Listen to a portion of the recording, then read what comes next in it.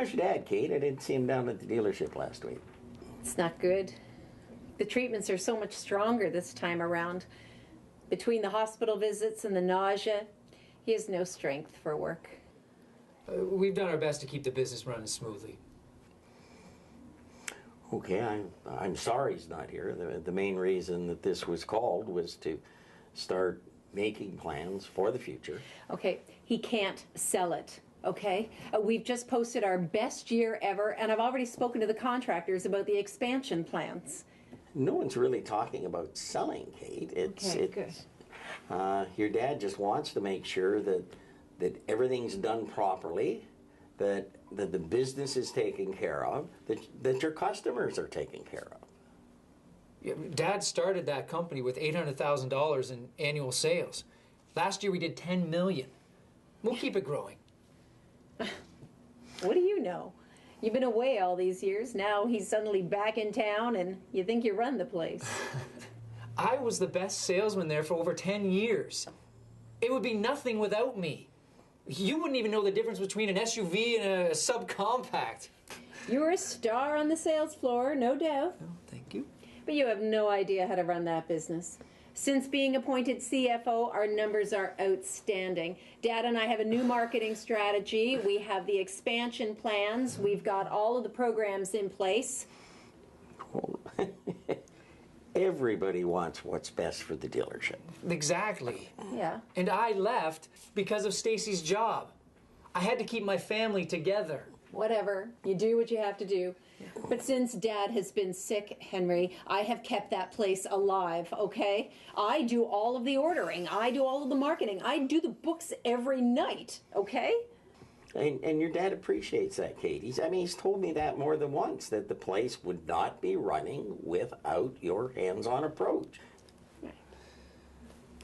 So what now? His will.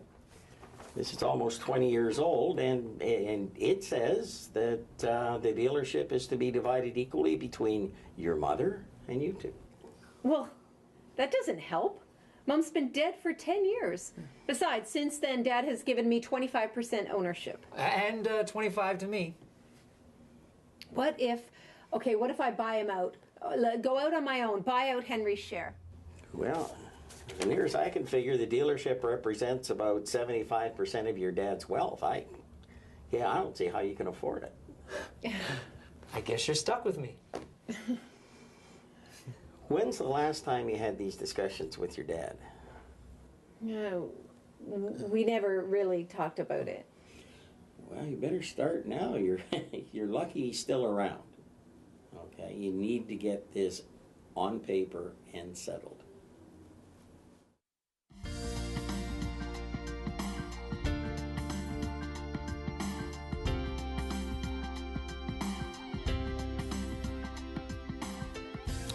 Hi, I'm Adam Capelli. You wouldn't believe how many times I've seen this exact scenario play out in real life. Welcome to Heirs and Omissions. Just 30% of family-owned businesses make it to the next generation, and only 3% make it to the third generation. On today's show, we're going to be discussing how to pass the family jewel to the next generation. We're talking about transition planning, succession planning. I have in my studio today 2 local business succession planning experts. My first guest is Phil Krisenfeld. Welcome, Phil. Thank you, Adam. Phil, you are a family business advisor and mediator, and the name of your business is Transition Mediation and Consulting. Correct. Could you tell us a little bit about what you do? Well, the main focus of my practice is really helping family businesses have the discussions and begin the communication process that allows them for the best possible transition opportunity.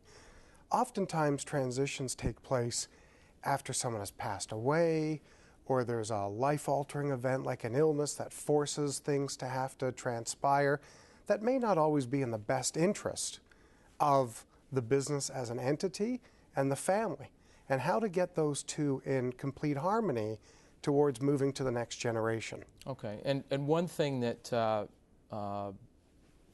classifies you as an expert in my mind is the fact that you operated a family business that was that spanned 2 generations. Yes, I went through my own transition, and I was uneducated going through my transition, and part of my passion and drive is to make sure people are more educated as to what they're going through.